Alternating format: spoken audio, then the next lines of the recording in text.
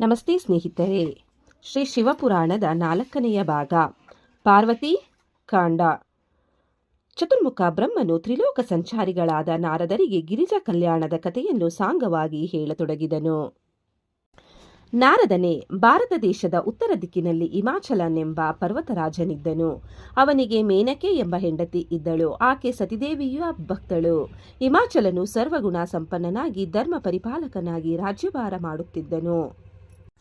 ಹಿಮಾಚಲ ಮೇನಕೆಯರ ವಿವಾಹಕ್ಕೆ ದೇವತೆಗಳು ಮುನಿಗಳು ಬಂದಿದ್ದರು.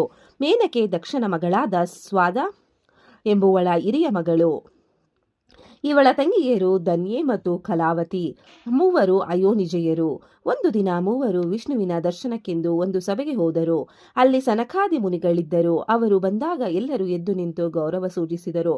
ಆದರೆ ಮೂವರು ಸಹೋದರಿಯರು ಎದ್ದು ನಿಲ್ಲಲಿಲ್ಲ. ಆಗ ಸನಕಾದಿ ಮುನಿಗಳು ಕುಪಿತರಾಗಿ ಅವರಿಗೆ ಭೂಲೋಕದಲ್ಲಿ ಮಾನವರಾಗಿ ಹುಟ್ಟಿರಿ ಎಂದು ಶಾಪವಿತ್ತರು.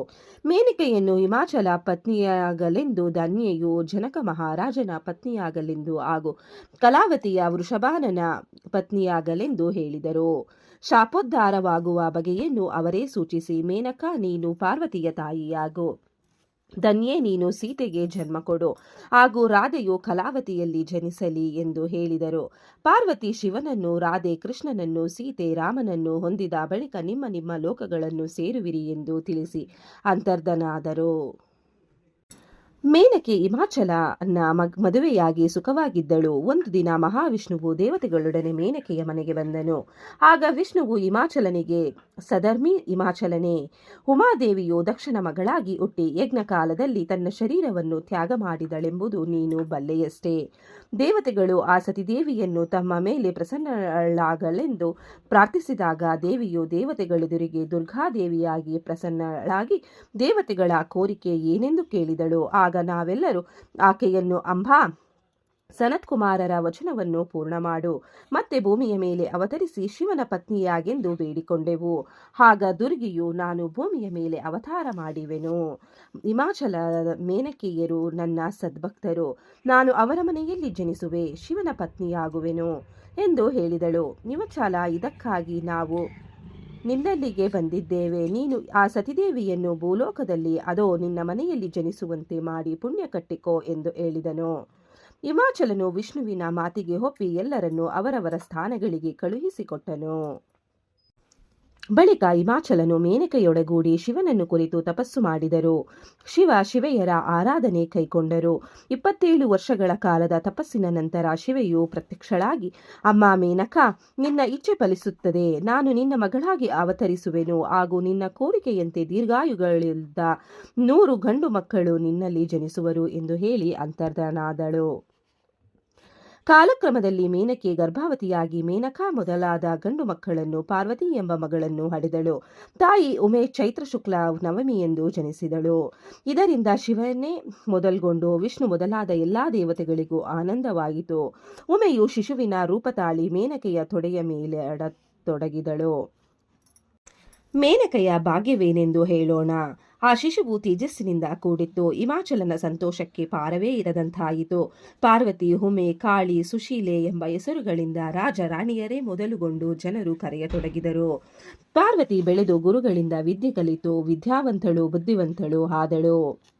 ಒಂದು ದಿನ ನಾರದ ಮಹರ್ಷಿಗಳು ಗಿರಿರಾಜ ಹಿಮಾಚಲನ ಅರಮನೆಗೆ ಬಂದರು. ಅವರನ್ನು ರಾಜನು ಸತ್ಕರಿಸಿ ಉಚಿತಾಸನದಲ್ಲಿ ಕೂರಿಸಿದನು. ಬಳಿಕ ಹಿಮಾಚಲನು ತನ್ನ ಮಗಳು ಪಾರ್ವತಿಯನ್ನು ಅವರಿಗೆ ತೋರಿಸಿ, ಈ ಮಗುವಿನ ಭವಿಷ್ಯವನ್ನು ತಿಳಿಸುವಿರಾಗಿ ಎಂದು ಪ್ರಾರ್ಥಿಸಿದನು. ನಾರದರು ಗಿರಿಜೆಯನ್ನು ನೋಡಿ, ಹಿಮಾಚಲ, ಈಕೆ ಸರ್ವ ಲಕ್ಷಣ ಸಂಪನ್ನಳಾಗಿ ಇರುವಳು. ಇವಳನ್ನು ಮದುವೆಯಾಗುವ ಗಂಡು ಯೋಗಿಯು ವಿರಕ್ತನೂ ಆಗಿರುತ್ತಾನೆ. ಅವನಿಗೆ ತಾಯಿ ತಂದೆಗಳಿರುವುದಿಲ್ಲ. ಈಕೆಯಾದರೂ ಅಂತ ಪತಿಯನ್ನೇ ಇಚ್ಛಿಸುವಳು ಎಂದರು. ಗಿರಿಜೆಗೆ ಇದರಿಂದ ಹರ್ಷವಾಯಿತು. ನಾರದರ ಮಾತುಗಳನ್ನು ಕೇಳಿ ಹಿಮಾಚಲನಿಗೂ ಮೇನಕೆಗೂ ದುಃಖವಾಯಿತು. ಬಳಿಕ ನಾರದರೇ ಮಾತನಾಡಿ, ಪರ್ವತರಾಜ, ನೀನು ದುಃಖಿಸುವುದು ಅನಗತ್ಯ. ನಿನ್ನ ಮಗಳನ್ನು ಶಿವನಿಗೆ ಬಿಟ್ಟು ಬೇರೆ ಅವರಿಗೆ ಕೊಡಬೇಡ. ಈಕೆ ಸಾಮಾನ್ಯಳೆಂದು ತಿಳಿಯಬೇಡ. ಸಾಕ್ಷಾತ್ ಶಿವನ ಅರ್ಧಾಂಗಿಯಾಗಿದ್ದ ದಾಕ್ಷಾಯಿಣಿ ಎಂದು ಗುಟ್ಟಿನಲ್ಲಿ ತಿಳಿಸಿದನು. ಹಿಮಾಚಲನು ಶಿವನು ತನ್ನ ಅಳಿಯನಾಗುವನೆಂದು ಕೇಳಿ ಹಿಗ್ಗಿ ಹೋದನು. ಇದನ್ನು ಕೇಳಿಸಿಕೊಂಡ ಪಾರ್ವತಿಯು ಲಜ್ಜೆಯಿಂದ ತಲೆ ತಗ್ಗಿಸಿದಳು. ನಾರದರು ಹೊರಟು ಹೋದ ಮೇಲೆ ಮೇನಕೆಯು ಸರ್ವತಾ ಶಿವನಿಗೆ ತನ್ನ ಮಗಳನ್ನು ಕೊಡಕೂಡದು ಎಂದು ಹಠ ಹಿಡಿದಳು. ಆದರೆ ಹಿಮಾಚಲನು ನಾರದರ ಮಾತಿನಂತೆ ಪಾರ್ವತಿಯನ್ನು ಶಿವನಿಗೆ ಕೊಡಲು ನಿಶ್ಚಯಿಸಿದನು. ಆದರೆ ಅವನು ಸುಮ್ಮನೆ ಒಲೆಯುವನೇ? ನಾರದರು ಅದಕ್ಕೂ ಉಪಾಯ ಸೂಚಿಸಿದ್ದರು. ತಪಸ್ಸಿಗೆ ಶಿವನೊಲೆಯುವನೆಂದು ಹೇಳಿ ಹೋಗಿದ್ದರು. ಹಿಮಾಚಲನು ಪಾರ್ವತಿಯನ್ನು ತಪಸ್ಸಿಗೆ ಕಳುಹಿಸಿಕೊಡಲು ಇಚ್ಛಿಸಿದನು. ಬಾಲೆ ಗಿರಿಜೆ ಕಠಿಣ ತಪಸ್ಸನ್ನಾಚರಿಸಲು ಶಕ್ತಳೆ. ತಂದೆ ತಾಯಿಯರಿಬ್ಬರಿಗೂ ಪೇಚೆಗಿಟ್ಟು ಬಿಕ್ಕೊಂಡಿತು. ಕೆಲ ದಿನಗಳಲ್ಲಿಯೇ ಸಾಕ್ಷಾತ್ ಶಿವನೇ ಹಿಮಾಚಲನು ವಾಸಿಸುತ್ತಿದ್ದ ನಗರ ಪ್ರದೇಶಕ್ಕೆ ಒಂದು ಏಕಾಂತ ಸ್ಥಳದಲ್ಲಿ ತಪಸ್ಸಿಗೆ ಕುಳಿತನು. ಪಾರ್ವತಿ ತನ್ನ ಸಖಿಯರೊಂದಿಗೆ ಅವನ ಸೇವೆ ಕೈಗೊಂಡಳು. ಶಿವನು ಸತಿದೇವಿಯ ನೆನಪಿನಲ್ಲಿ ವಿರಹ ವೇದನೆಯನ್ನನುಭವಿಸುತ್ತಿದ್ದದ್ದನ್ನು ಒಂದು ಸಲ ಶಿವನು ಹಿಮಾಲಯ ಪರ್ವತಕ್ಕೆ ಹೋಗಿ ಅಲ್ಲಿ ಕಠಿಣ ತಪಸ್ಸನ್ನಾಚರಿಸುತ್ತಾ ಸಮಾಧಿಯಿಂದ ಕೂಡಿದವನಾದನು. ಆಗ ಅವನು ತನ್ನ ತಲೆಯಲ್ಲಾಡಿಸಲು ಒಬ್ಬ ಹುಡುಗನು ಸೃಷ್ಟಿಯಾದನು. ಅವನಿಗೆ 4 ಭುಜಗಳಿದ್ದವು. ಮಹಾ ತೇಜಸ್ಸಿನಿಂದ ಕೂಡಿದ ಆ ಬಾಲಕ ಅಳತೊಡಗಿದಾಗ ಪೃಥ್ವಿಯು ಸ್ತ್ರೀ ರೂಪದಿಂದ ಶಿವನ ಬಳಿಗೆ ಬಂದು ಹುಡುಗನು ಆಕೆಯ ತೊಡೆಯೇರಿ ಕುಳಿತು ಸ್ತನ್ಯಪಾನ ಮಾಡತೊಡಗಿದನು. ಶಿವನು ಪೃಥ್ವಿಗೆ, ಈ ಬಾಲಕನನ್ನು ತೆಗೆದುಕೊಂಡು ಹೋಗು, ಇವನು ದಾನಿಯಾಗಿ ಹೆಸರಾಗುವನು ಎಂದು ಹೇಳಿದನು. ಹುಡುಗನಿಗೆ ಆಕೆ ಭೌಮ ಎಂದು ಹೆಸರಿಟ್ಟಳು. ಶಿವನ ಕೃಪೆಯಿಂದ ಭೌಮನು ಮಂಗಳನಾಗಿ ಗ್ರಹಪಟ್ಟವನ್ನು ಪಡೆದನು. ಪೃಥ್ವಿಯ ಮಗನೇ ಮಂಗಳನಾಗಿ ಮಂಗಳಲೋಕವೆಂದು ಹೆಸರಾಯಿತು. ಪಾರ್ವತಿಗೆ 8 ವರ್ಷ ತುಂಬಿತ್ತು. ತನ್ನ ಸತಿದೇವಿಯ ಹಿಮಾಚಲನ ಮನೆಯಲ್ಲಿ ಜನಿಸಿರುವಳೆಂದು ತಿಳಿದು ಶಿವನಿಗೆ ಹರ್ಷವಾಯಿತು. ಆಗವನು ಗಂಗಾ ತೀರಕ್ಕೆ ಬಂದು ತಪಸ್ಸಿಗೆ ಕುಳಿತನು. ಅದನ್ನು ತಿಳಿದ ಹಿಮಾಚಲನು ಅಲ್ಲಿಗೆ ಬಂದು ತನ್ನಿಂದ ಸೇವೆ ಸ್ವೀಕರಿಸಬೇಕೆಂದು ಕೇಳಿಕೊಂಡನು. ಆಗ ಶಿವನು ನಸುನಗುತ್ತಾ, ನನ್ನ ಬಳಿಗೆ ಯಾರೂ ಬರಬಾರದು, ನೀನೂ ಸಹ ಹಾಗೆಯೇ ನೋಡಿಕೊಳ್ಳಬೇಕು. ಇಲ್ಲಿಗೆ ಯಾರೂ ಬರದಂತೆ ನೋಡಿಕೋ, ನಾನು ಏಕಾಂತದಲ್ಲಿದ್ದು ತಪೋನಿರತನಾಗಿರುವೆ ಎಂದನು. ಹಿಮಾಚಲನು ಅದಕ್ಕೊಪ್ಪಿ ತನ್ನ ಕೈಲಾದ ಸೇವೆ ಮಾಡುತ್ತೇನೆಂದು ತಿಳಿಸಿ ಶಿವನ ತಪಸ್ಸಿಗೆ ಭಂಗ ಬರದಂತೆ ಭದ್ರ ಕಾವಲಿರಿಸಿದನು. ಒಂದು ದಿನ ಹಿಮಾಚಲನು ಹಣ್ಣು ಹೂವು ಸಮೇತ ಪಾರ್ವತಿಯೊಡನೆ ಶಿವಸನ್ನಿಧಿಗೆ ಬಂದನು. ಪರಮೇಶ್ವರನಲ್ಲಿ ಕೈಮುಗಿದು ನಿಂದು, ಭಗವಂತ, ನನ್ನ ಮಗಳು ಸದಾ ನಿನ್ನನ್ನೇ ಧ್ಯಾನಿಸುತ್ತಿರುವಳು. ನೀನು ಇವಳಿಂದ ನಿತ್ಯವೂ ಸೇವೆಯನ್ನು ಸ್ವೀಕರಿಸಬೇಕು ಎಂದು ಕೇಳಿಕೊಂಡನು. ಆಗ ಶಿವನು ಕಣ್ಣು ತೆರೆದು ಒಮ್ಮೆ ಗಿರಿಜೆಯನ್ನು ನೋಡಿ ಹಿಮಾಚಲನಿಗೆ, ಹಿಮಾಚಲ, ನೀನು ನನ್ನ ದರ್ಶನಕ್ಕೆ ನಿತ್ಯ ಬಂದರೆ ಅಡ್ಡಿಯಿಲ್ಲ. ಆದರೆ ಈ ಕನ್ಯೆ ಇಲ್ಲಿಗೆ ಬರಕೂಡದು.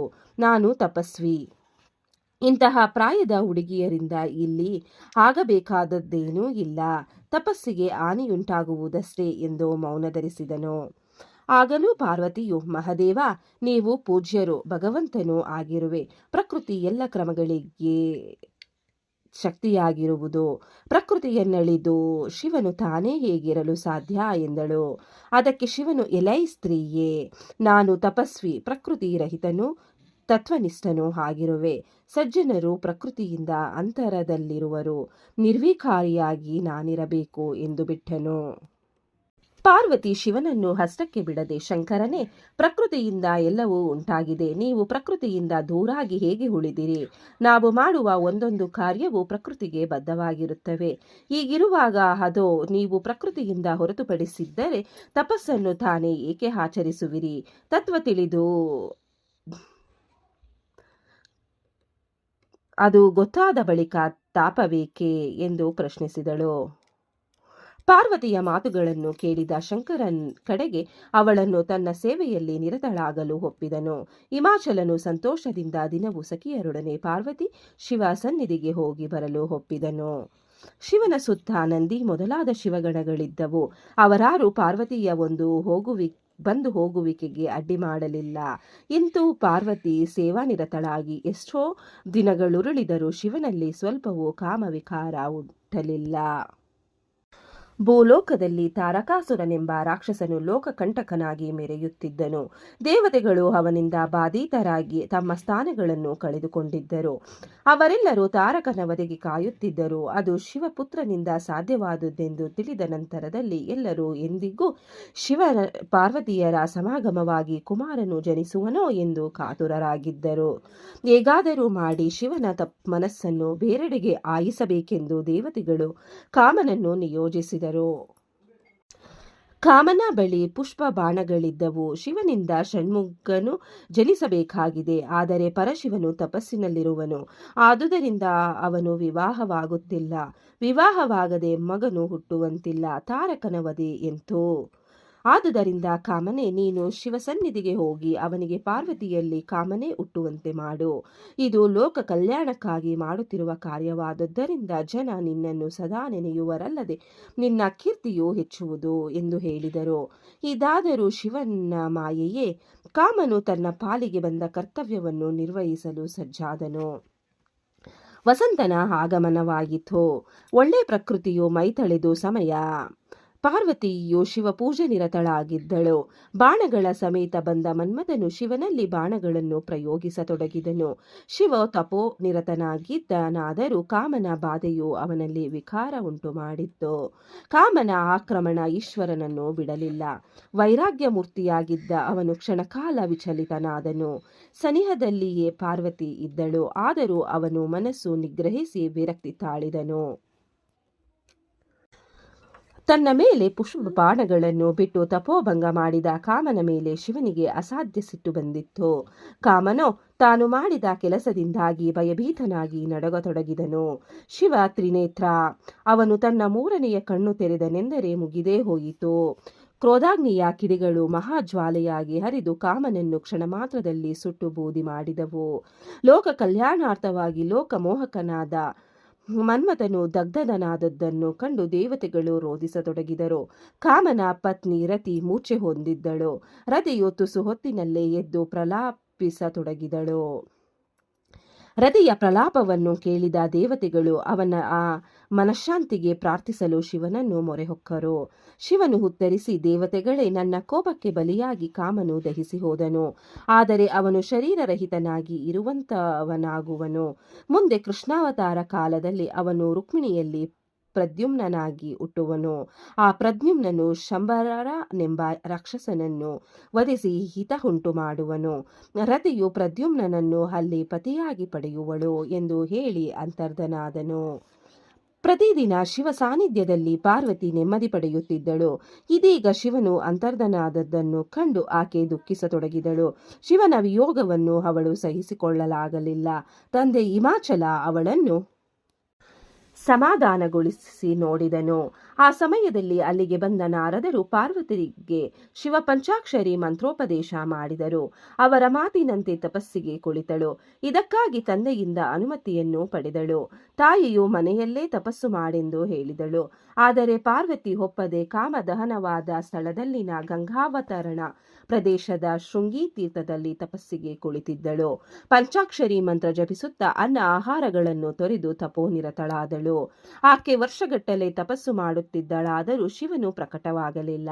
ಈ ನಡುವೆ ತಂದೆ ಹಿಮಾಚಲ ಮಗಳಿಗೆ ತಪಸ್ಸನ್ನು ಬಿಟ್ಟು ಮನೆಗೆ ಬಾ, ರುದ್ರನು ವಿರಕ್ತನಾಗಿರುವನು ಎಂದು ಹೇಳಿ ನೋಡಿದನು. ಆದರೆ ಪಾರ್ವತಿ ತಾನು ಶಿವನನ್ನು ಒಲಿಸಿಕೊಳ್ಳುವೆನೆಂದು ಪಟ್ಟು ಹಿಡಿದು ಕುಳಿತಳು. ಏಕಾಗ್ರಚಿತ್ತಳಾಗಿ ಶಿವಧ್ಯಾನ ನಿರತಳಾದಳು. ಬ್ರಹ್ಮಾದಿಗಳು ತಪೋನಿರತ ಶಿವನನ್ನು ವಿಮುಖನನ್ನಾಗಿಸಲು ಅವನ ಸನ್ನಿಧಿಗೆ ಬಂದು ಶಿವಸ್ತುತಿ ಮಾಡಿದರು. ಎಷ್ಟೋ ವೇಳೆ ಶಿವನನ್ನು ಸ್ತುತಿಸಿದ ಬಳಿಕ ಶಿವನು ನಿಧಾನವಾಗಿ ಕಣ್ಣು ತೆರೆದು ಬ್ರಹ್ಮ, ವಿಷ್ಣು ಮತ್ತು ದೇವತೆಗಳು ಬಂದಿರುವುದನ್ನು ಕಂಡು, ನೀವೆಲ್ಲರೂ ಬಂದದ್ದೇಕೆ ಎಂದು ಪ್ರಶ್ನಿಸಿದನು. ದೇವಾದಿ ದೇವತೆಗಳು ತಮಗೆ ತಾರಕಾಸುರನಿಂದ ಉಂಟಾಗಿರುವ ಬಾಧೆಯನ್ನು ಹೋಗಲಾಡಿಸು, ಬೇಗನೆ ಪಾರ್ವತಿಯನ್ನು ಹೊರಿಸಿ ಕುಮಾರನಿಗೆ ಜನ್ಮ ಕೊಡು ಎಂದು ವಿಧವಾಗಿ ಕೇಳಿಕೊಂಡರು. ಶಂಕರನು ಅವರೆಲ್ಲರ ಕೋರಿಕೆಯನ್ನು ಮನ್ನಿಸಿ ತಾನು ಗಿರಿಜೆಯನ್ನು ವಿವಾಹವಾಗುವನೆಂದು ತಿಳಿಸಿ ಎಲ್ಲರೂ ಕಾಮರಹಿತವಾಗಿ ತಪಸ್ಸು ಮಾಡಿ ಫಲ ಪಡೆಯಿರೆಂದನು. ಬಳಿಕ ವಿಷ್ಣುವೇ ಮೊದಲಾದವರನ್ನು ಉದ್ದೇಶಿಸಿ, ಇದೋ ಕೇಳಿ, ವಿವಾಹವಾಗುವುವೆಂಬುದು ಮನುಷ್ಯನನ್ನು ಸಂಸಾರ ಬಂಧನದಲ್ಲಿ ಸಿಕ್ಕಿಸುತ್ತದೆ. ಒಂದು ರೀತಿಯಲ್ಲಿ ಅದು ಪಾಶ. ಸ್ತ್ರೀಯ ಸಂಘದಿಂದ ಉದ್ಧಾರವಾದವರಾರು. ಆದರೆ ನಾನು ಭಕ್ತಾರಾಧಿನ. ನಿಮ್ಮ ಅಭಿಷ್ಟವನ್ನೀಡೇರಿಸಲು ನಾನು ಗಿರಿಜೆಯ ಪಾಣಿಗ್ರಹಣ ಮಾಡುವೆನು ಎಂದು ಆಶ್ವಾಸನೆ ನೀಡಿದ ಬಳಿಕ ಎಲ್ಲರೂ ತಮ್ಮ ತಮ್ಮ ನಿವಾಸಗಳಿಗೆ ತೆರಳಿದರು. ಶಿವನಿಂದ ವಶರಾದ ಸಪ್ತರ್ಷಿಗಳು ಪಾರ್ವತಿಯು ನಿಶ್ಚಲ ಮನಸ್ಸುಳ್ಳವಳೇ ಎಂದು ಪರೀಕ್ಷಿಸಲು ಅವಳಿದ್ದಲ್ಲಿಗೆ ಬಂದರು. ಎಲ್ಲರೂ ಪಾರ್ವತಿಗೆ ದೌರ್ಬೋಧೆ ಮಾಡಿದರು. ಶಿವನನ್ನು ನಿಂದಿಸಿ ಅವನನ್ನು ವಿವಾಹವಾಗುವ ಬದಲು ವಿಷ್ಣುವನ್ನು ಮದುವೆಯಾಗು ಎಂದು ಹೇಳಿ ನೋಡಿದರು. ಆದರೆ ಗಿರಿಜೆ ತನ್ನ ಮನಸ್ಸು ಬದಲಾಯಿಸದೆ ಅವರೆಲ್ಲರಿಗೂ ನಮಸ್ಕರಿಸಿ ತಪೋನಿರತಳಾದಳು. ಸಪ್ತರ್ಷಿಗಳು ಭಲೆ ಭಲೆ ಪಾರ್ವತಿ ಎಂದು ಜಯಕಾರ ಮಾಡಿ ಶಿವನಲ್ಲಿಗೆ ಬಂದು ನಡೆದದ್ದನ್ನು ನಿವೇದಿಸಿದರು. ಬಳಿಕ ಶಿವನು ತಾನೇ ಪಾರ್ವತಿಯನ್ನು ಪರೀಕ್ಷಿಸಲು ವೃದ್ಧ ಬ್ರಾಹ್ಮಣ ವೇಷ ಧರಿಸಿಕೊಂಡು ಪಾರ್ವತಿಯ ಸನಿಹಕ್ಕೆ ಬಂದನು. ಆಗ ಪಾರ್ವತಿಯ ಸಖಿಯರು ಬ್ರಾಹ್ಮಣನನ್ನು ಆಧರಿಸಿ ಬರಮಾಡಿಕೊಂಡರು. ಬ್ರಾಹ್ಮಣನು ಪಾರ್ವತಿಯ ಸನಿಹಕ್ಕೆ ಬಂದು, ಅಮ್ಮ, ನೀನು ಯಾರ ಮಗಳು?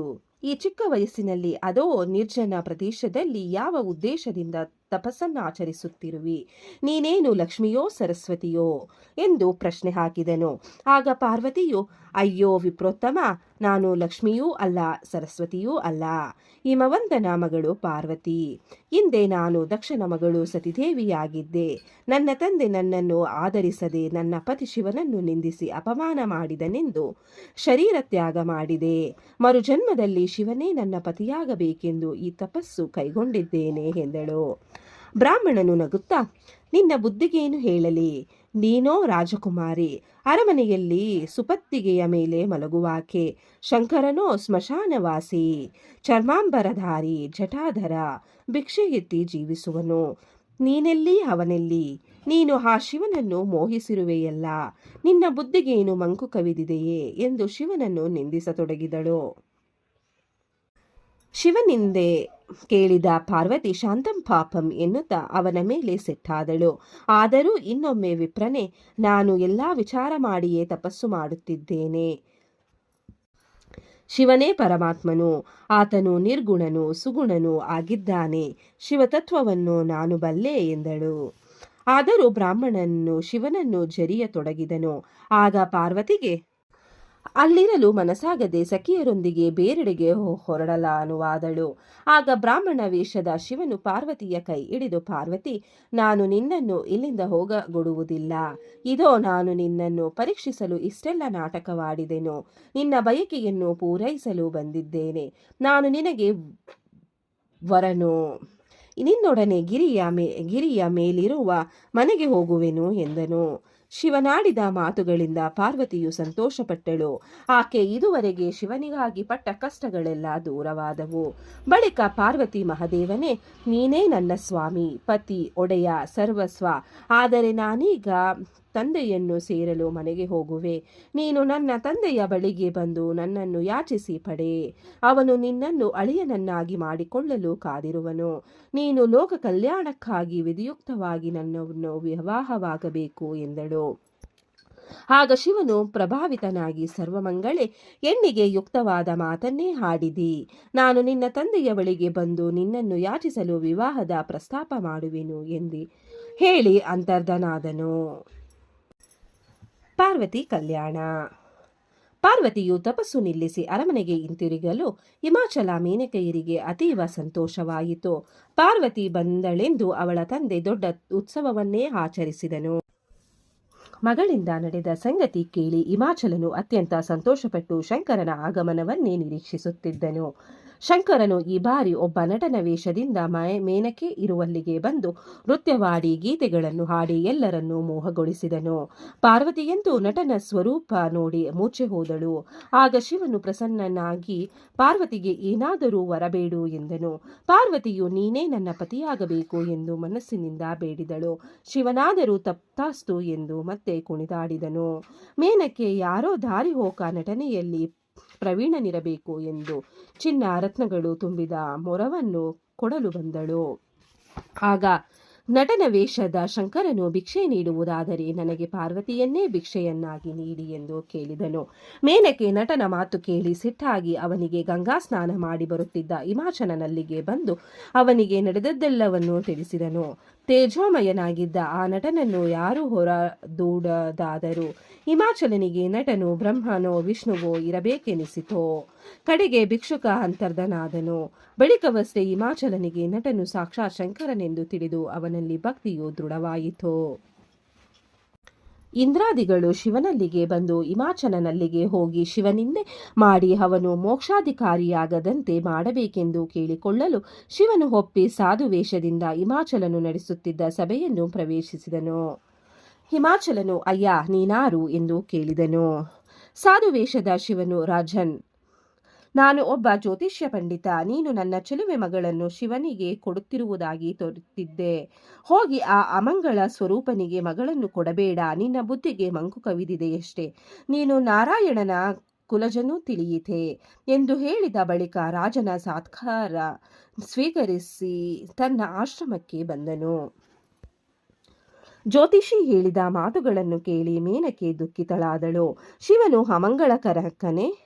ಕೂಡಲೇ ಅವಳು ತನ್ನ ಪತಿಗೆ, ಸ್ವಾಮಿ, ದಯಮಾಡಿ ಪಾರ್ವತಿಯನ್ನು ಆ ಅಮಂಗಳ ಸ್ವರೂಪಿ ಶಿವನಿಗೆ ಕೊಡಬೇಡಿ. ಇದಕ್ಕೆ ವಿರುದ್ಧವಾಗಿ ನೀವು ಹೋದರೆ ನಾನು ಪ್ರಾಣ ಬಿಡುವೆ ಎಂದು ಸಿಟ್ಟಿನಿಂದ ಅಂತಃಪುರಕ್ಕೆ ಹೋದಳು. ಪಾರ್ವತಿಯನ್ನು ಶಿವನಿಗೆ ಕೊಡಬಾರದೆಂದು ಅನ್ನ ಆಹಾರಗಳನ್ನು ವರ್ಜಿಸಿದಳು. ಬಳಿಕ ಹಿತ್ತಲ ಶಿವನು ಸಪ್ತರ್ಷಿಗಳನ್ನು ಬರಮಾಡಿಕೊಂಡು, ಹಿಮಾಚಲನು ತನ್ನ ಮಗಳಾದ ಪಾರ್ವತಿಯನ್ನು ನನಗೆ ಕೊಟ್ಟು ವಿವಾಹ ಮಾಡುವಂತೆ ಮಾಡಿರಿ ಎಂದು ಕೋರಿದನು. ಸಪ್ತರ್ಷಿಗಳು ಶಿವನಾಜ್ಞೆ ಎನ್ನುತ್ತಾ ಹಿಮಾಚಲನನ್ನು ಕುರಿತು ಬಂದರು. ಹಿಮಾಚಲನು ಸಪ್ತರ್ಷಿಗಳನ್ನು ಆಧರಿಸಿ ಸತ್ಕರಿಸಲು ಅವರು, ಅಯ್ಯ ಗಿರಿರಾಜ, ನಿನ್ನ ಮಗಳನ್ನು ಭಗವಾನ್ ಶಂಕರನಿಗೆ ಕೊಟ್ಟು ವಿವಾಹ ಮಾಡು.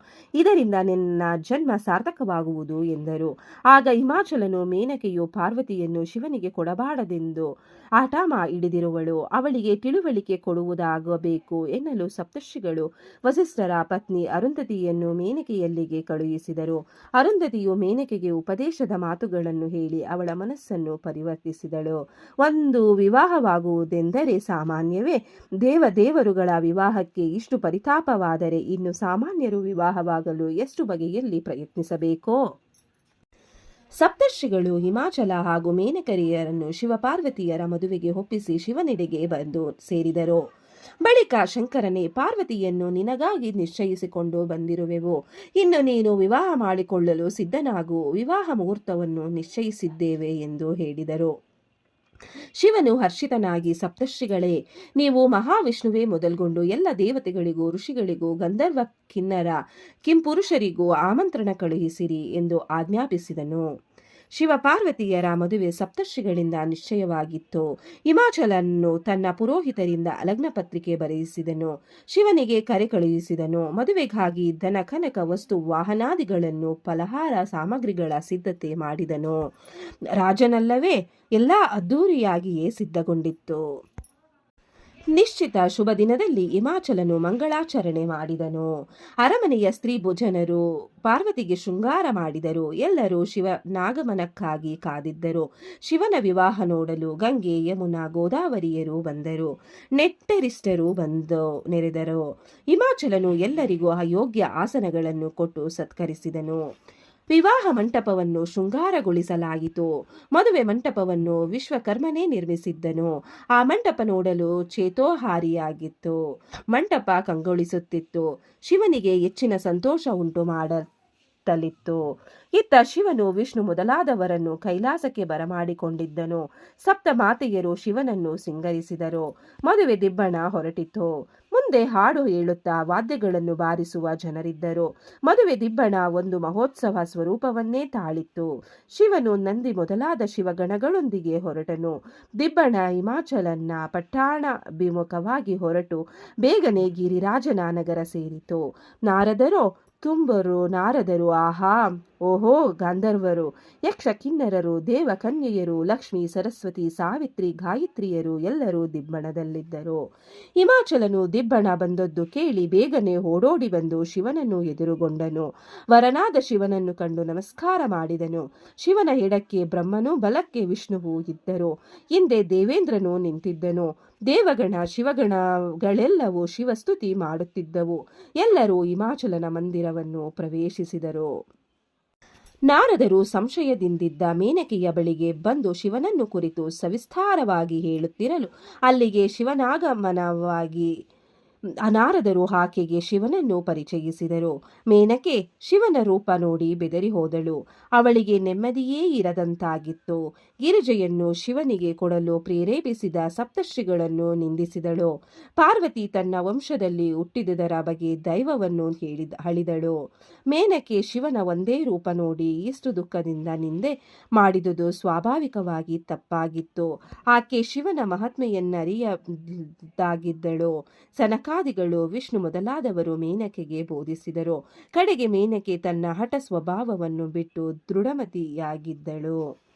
ನಾರದರು ಶಿವನ ಸುಂದರ ಸ್ವರೂಪವನ್ನು ವರ್ಣಿಸಿದರು. ಆಗ ಶಿವನು ಸುಂದರ ಸ್ವರೂಪ ತಾಳಿದನು. ಇದನ್ನು ಕಂಡ ಮೇನಕೆ ತನ್ನ ಮಗಳ ಭಾಗ್ಯವನ್ನು ಕೊಂಡಾಡಿದಳು. ತಾನು ಶಿವನನ್ನು, ಸಪ್ತರ್ಷಿಗಳನ್ನು, ದೈವವನ್ನು ಅರಿಯದೆ ನಿಂದಿಸದಕ್ಕಾಗಿ ಪಶ್ಚಾತ್ತಾಪಪಟ್ಟಳು. ಅಮ್ಮ ಗಿರಿಜೆ, ನೀನು ಧನ್ಯಳು. ಶಿವನನ್ನೇ ಪತಿಯಾಗಿ ಪಡೆದೆ. ಎಲ್ಲರಿಂದಲೂ ಪೂಜಿಸಲ್ಪಡುವೆ. ನೀನು ಸರ್ವಮಂಗಳೇ, ಶಿವೆ, ಗೌರಿ ಎಂದೆಲ್ಲ ವರ್ಣಿಸಿದಳು. ಪಾರ್ವತಿಯು ಸಂಪ್ರದಾಯದಂತೆ ಕುಲದೇವತೆ ಪೂಜೆ ಮಾಡಿ ಬ್ರಾಹ್ಮಣ ಸ್ತ್ರೀಯರೊಡನೆ ತಂದೆಯ ಮನೆಗೆ ಬಂದಳು. ಗಿರಿಜೆ ಹೋರೆನೋಟದಿಂದ ಶಿವನನ್ನು ನೋಡಿ ಲಜ್ಜಿತಳಾದಳು. ಶಿವನು ಕೊಟ್ಟ ಅಲಂಕಾರಾಭರಣಗಳಿಂದ ಪಾರ್ವತಿಯು ಅಲಂಕಾರ ಮಾಡಿಕೊಂಡಳು. ಹಿಮಾಚಲನು ಶುಭ ಮುಹೂರ್ತದಲ್ಲಿ ಮಗಳಾದ ಪಾರ್ವತಿಯನ್ನು ಶಿವನಿಗೆ ಧಾರೆ ಎರೆದು ಕೊಟ್ಟನು. ನಾರದರು ವೀಣೆ ನುಡಿಸಿದರು. ನಾದಮಯ ಶಿವನು ತಲೆದೂಗಿದನು. ಹಿಮಾಚಲನು ಶಿವನಿಗೆ ವರದಕ್ಷಿಣೆಯನ್ನು ಗೋತುರಗ, ಗಜ, ಬಂಗಾರ, ರತ್ನಾಭರಣಗಳನ್ನು ಕೊಟ್ಟನು. ವಿಧಿಯುಕ್ತವಾಗಿ ಶಿವನಿಗೆ ಅರ್ಪಿಸಿ ಕೃತಾರ್ಥನಾದನು. ಮದುವೆ ಕಾರ್ಯಗಳು ಸಾಂಗವಾಗಿ ಮುಗಿದು ಬಂದಿದ್ದ ಎಲ್ಲರಿಗೂ ಹಿಮಾಚಲನು ಒಳ್ಳೆ ಭೋಜನವನ್ನು ನೀಡಿದ್ದನು. ಕೈತುಂಬ ದಕ್ಷಿಣೆಗಳನ್ನು ಕೊಟ್ಟನು. ಬ್ರಾಹ್ಮಣರ ಆದರದಿಂದ ನೋಡಿಕೊಂಡನು. 5ನೆಯ ದಿನ ಎಲ್ಲರೂ ಹೊರಟು ನಿಂತರು. ಸಪ್ತರ್ಷಿಗಳು ಹಿಮಾಚಲನಿಗೆ ಶಿವನನ್ನು ಗಿರಿಜೆಯೊಡನೆ ಕಳುಹಿಸಿಕೊಡಲು ಹೇಳಿದರು. ಇನ್ನು ಕೆಲವು ದಿನಗಳಿರಲು ಹಿಮಾಚಲ, ಮೇನಕೆಯರು ಆಶಿಸಿದರು. ಮಗಳು ಪಾರ್ವತಿಯನ್ನು ಶಿವನೊಡನೆ ಕಳುಹಿಸಲು ಅವರಿಗೆ ಮನಸ್ಸೇ ಆಗಲಿಲ್ಲ. ಮುದ್ದಿನ ಮಗಳನ್ನು ಬಿಟ್ಟುಕೊಡಲು ಆಗುವ ಹಿಂಸೆ ಎಲ್ಲ ತಂದೆ ತಾಯಿಯರಂತೆ ಗಿರಿರಾಜ ಮೇನಕೆಯರಿಗೂ ಆಗಿತ್ತು. ಗಿರಿರಾಜನಂತೂ ಪಾರ್ವತಿಯ ವಿಯೋಗದ ದುಃಖ ತಡೆಯಲಾರನಾದನು. ಮೇನಕೆ ಮಗಳಿಗೆ ಪತಿವ್ರತ ಧರ್ಮದ ಬಗೆಗೆ ಒಳ್ಳೆ ತಿಳುವಳಿಕೆ ಕೊಟ್ಟಳು. ಸಾವಿತ್ರಿಯೇ ಮೊದಲಾದವರು ಪತಿವ್ರತ್ಯ ಪ್ರಭಾವದಿಂದ ಲೋಕ ಪೂಜ್ಯರಾದದ್ದನ್ನು ತಿಳಿಸಿದಳು. ಗಂಡನ ಸೇವೆಯನ್ನು ಚೆನ್ನಾಗಿ ಮಾಡಿಕೊಂಡಿರಲು ಹೇಳಿದಳು.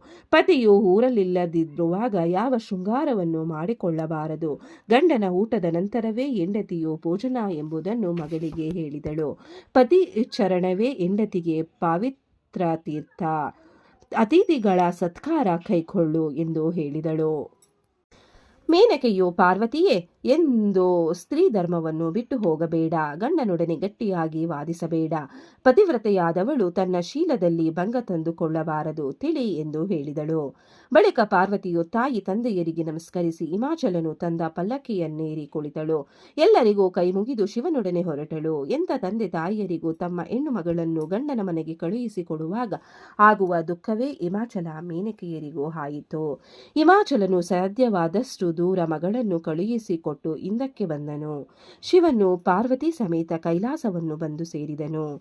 ವಿಷ್ಣುವೇ ಮೊದಲಾಗಿ ಎಲ್ಲ ದೇವಾದಿ ದೇವತೆಗಳು ಶಂಕರ ಪಾರ್ವತಿಯರ ವಿವಾಹದ ಸಂಭ್ರಮವನ್ನು ಕುರಿತು ಬಹಳ ದಿನಗಳವರೆಗೆ ಮಾತನಾಡಿಕೊಳ್ಳುತ್ತಿದ್ದರು. ಶಿವ ಪಾರ್ವತಿಯರು ಕೈಲಾಸದಲ್ಲಿದ್ದು ನೆಮ್ಮದಿಯಿಂದ ಬಾಳತೊಡಗಿದರು. ಲೋಕ ಕಲ್ಯಾಣಾರ್ಥವಾಗಿ ಶಿವ ಗೌರಿಯರ ವಿವಾಹ ನಡೆದು ಎಲ್ಲರಿಗೂ ಸಂತಸ ತಂದಿತ್ತು.